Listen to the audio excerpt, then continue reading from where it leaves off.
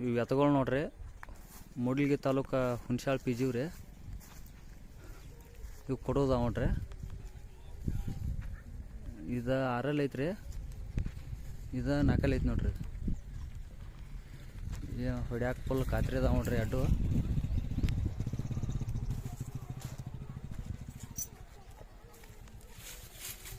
ಇವಕ್ಕೆ ರೇಟ್ ಬಂದುಬಿಟ್ಟು 110 ಹೇಳ್ತಾವ್ರಿ.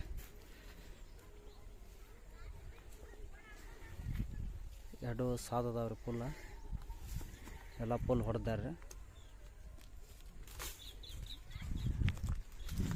ನೀವು ಏನಾರು ಬೇಕಾದ್ರೆ ನಂಬರ್ ಹಾಕ್ತೇನೆ ರೀ, ಕಾಲ್ ಮಾಡಿರಿ.